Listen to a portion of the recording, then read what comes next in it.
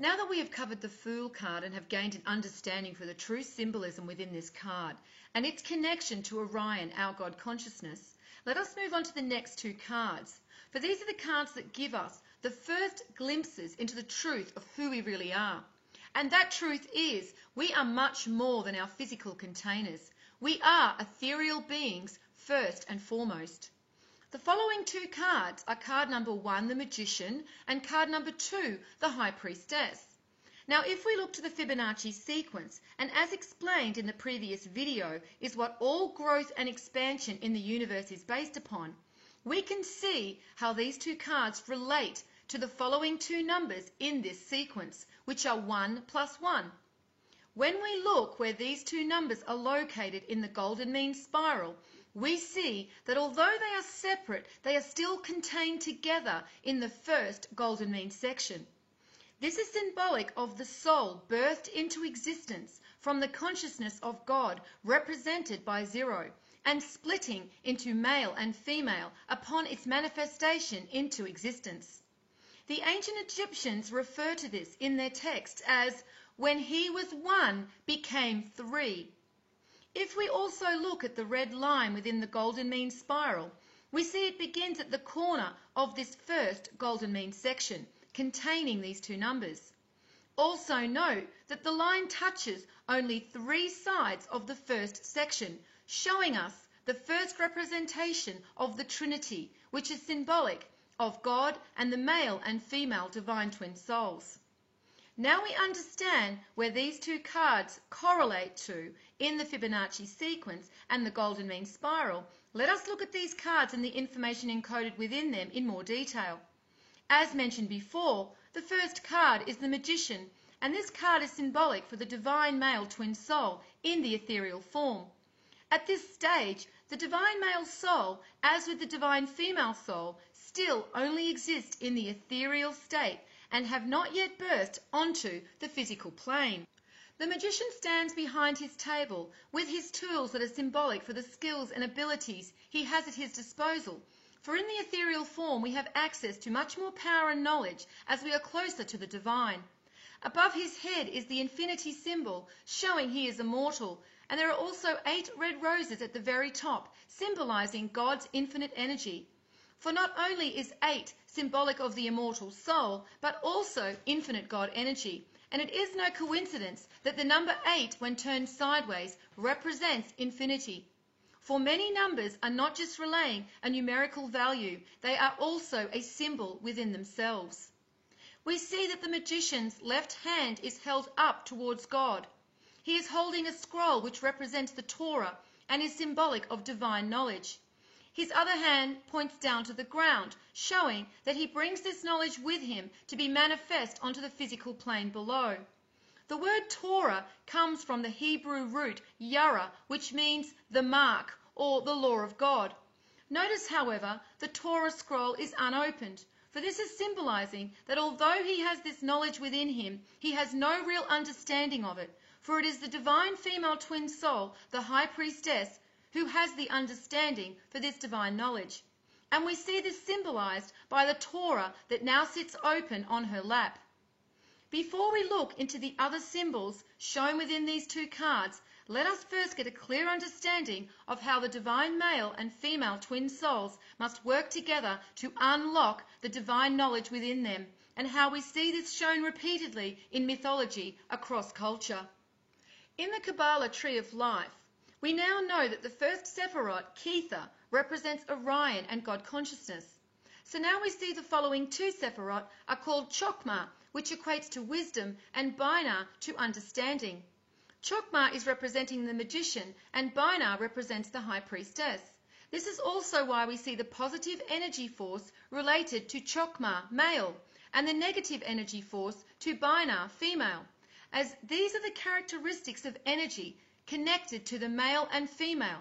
However, it is at this point I must stress that positive and negative energy do not equate to gender. The attributes of energy are just one aspect within gender. Unfortunately, many fall into this simplistic understanding of gender and use it as just another label, equating it only to left and right brain hemispheres or positive-negative energy. And it is unfortunate to see many who never move beyond this simplistic understanding. Now, when we translate this to Christian mythology, we see that Jesus is symbolic for the divine male twin soul, and as the magician shows us, he is the receptacle of divine knowledge, and as such, he is the Ark of the Covenant. When we look to the Gnostics, we see that they revered Mary Magdalene as a teacher and called her the Holy Grail. We often see Jesus referred to as the Son of God, and this is because the divine male soul has a part of God's divine knowledge within him. This is also why he is called the Lamb of God, for this is representing a part of God being brought back to the divine male when the light of Orion, God consciousness, returns, and he has access once more to the divine knowledge he holds within him. So now we understand why the Gnostics revered Mary Magdalene and called her the Holy Grail, for she is the key that has the ability to unlock this divine knowledge from the Ark of the Covenant, who is the divine male twin soul. However, as mentioned before, this is a theme that we will see repeated across culture in other mythology as well. Let us first look to the Norse mythology, and here we see it is Odin, who is not only symbolic of Orion and God consciousness, but also the divine male twin soul. The story goes that Odin, symbolic in this instance for the divine male twin soul, hangs from the world tree for 9 days and 9 nights, pierced in the side by his own spear. This is seen also with Jesus, who is pierced in the side with a spear when he hangs from the cross. And in Mark 15, verse 33, it states, "And when the 6th hour was come, there was darkness over the whole land until the 9th hour." So we see again the number 9 is mentioned in both accounts of Odin and Jesus. The number 9 is the number of the divine. It is the Trinity within the Trinity, like a fractal within a fractal. It is symbolic of the male and female divine souls reuniting with God consciousness, and shows each holds a part of the divine within them as well as each other. This is symbolized by the snake around the waist of the magician in the shape of a circle, representing the female twin soul, and the outstretched snake that sits behind the pillars and curtain of the high priestess card is symbolic of the phallus and the male soul. The circle and rod, which are symbolic for the male and female, are repeatedly seen represented in symbolism across cultures. For more understanding of this, we can also look to the yin-yang symbol that shows the male and female twin soul, each with a part of the other within them. Yin-yang is not representing energy as we have been led to believe, for energy must be absolute in its polarity. What this ancient symbol is representing are the twin souls. So let us return to Odin, who hung from the world tree for 9 days and 9 nights. After this time, he is given divine knowledge by way of the runes, but it is said that it is Freya, his consort, the embodiment of the divine female twin soul, that teaches Odin the magic and knowledge of the runes. However, even when we look to Odin in his representation of Orion and God consciousness, we see that he has 2 ravens called Hugin and Munin. In Old Norse, Hugin means thought, and Munin means memory or mind. So here we see that Hugin represents the divine female soul's ability to understand or have thought, and Munin, representing memory or mind, is symbolic of the divine wisdom held within the male soul. It is said that Odin sends these ravens out at sunrise to fly all over the world and bring information back to him at sunset.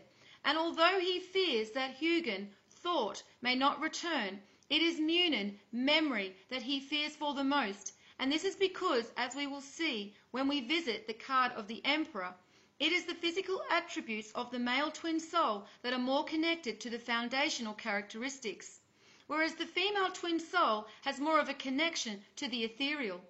Due to these foundational attributes of the male twin soul, as we descend into lower consciousness, they are the first to lose the memory of their divinity. And when consciousness returns, their ability to remember their divinity takes longer to return.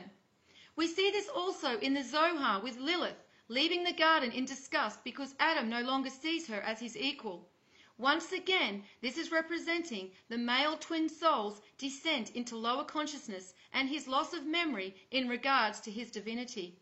However, in regards to Norse mythology, it is also interesting to note that the Norse people say that their mythology is not actually speaking of past events, but is in fact prophecy.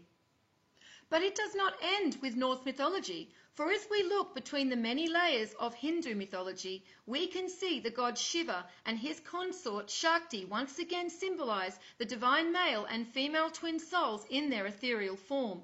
In this depiction of Shiva and Shakti, we can see that the light of Vishnu, who symbolizes the God consciousness of Orion, is shown shining down onto Shiva's head and then transferred from his hand into a receptacle called a lingam. The lingam is a container and correlates to the Ark of the Covenant. The word lingam is Sanskrit for mark, and if we remember, the Torah is also Hebrew for mark. Shiva's consort Shakti's equivalent of the lingam is the yoni, and due to it being a receptacle for the lingam, it is often mistaken to be symbolic of the female genitals. However, as with the lingam being equated to a phallic symbol, there is no mention of this being the case in any Hindu texts. Like with the divine male twin soul Shiva, there are many different aspects to the divine female twin soul Shakti, represented by other goddesses within the Hindu mythology. The goddess associated with the characteristics of knowledge within Shakti is Saraswati, who represents knowledge, music, arts, and science. Saraswati is the wife of Vishnu. Once again, we remember Vishnu being symbolic for God consciousness and Orion. So we see the direct connection of divine knowledge and the divine female twin soul. Vishnu, however, also has other aspects depicted by different gods, and the aspect symbolic for the creation of souls from God consciousness is symbolized by Brahma, and it is said that it was with Saraswati's knowledge that Brahma created the universe.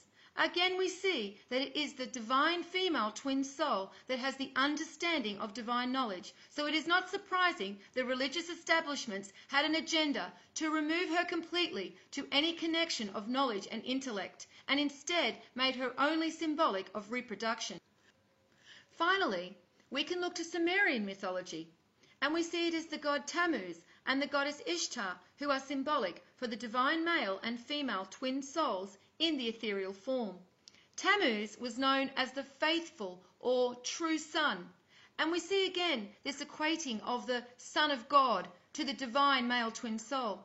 Interestingly, Tammuz is also a Jewish day related to Moses and divine knowledge. The goddess Ishtar, symbolic for the divine female twin soul, was said to have brought the gift of the arts, speech, reading and writing to humans. However, it is said that these gifts were kept away from the primitive humans, showing that divine knowledge is only accessible in a time of higher consciousness, when the light of Orion once again returns to us. It is also said that these gifts were not Ishtar's to give, but in fact she had to receive them from her father Enki first. Enki represents Orion, God consciousness. So again we see that it is the divine female twin soul that has an understanding for divine knowledge, while it is the divine male twin soul that carries it within him as the Son of God. So it seems that by universal design that no one being, male or female, has complete access to divine knowledge. Therefore, no one being has complete power. And we see this reflected in Plato's philosophical text called the Symposium, where he writes, "According to Greek mythology, humans were originally created with 4 arms, 4 legs, and a head with 2 faces. Fearing their power, Zeus split them in 2 separate beings, condemning them to spend their lives in search for their other halves. So now we have a thorough understanding for the roles of each divine twin soul in regards to accessing divine knowledge. We can begin to look further into the rest of the symbolism within the Magician and High Priestess tarot cards in the next video."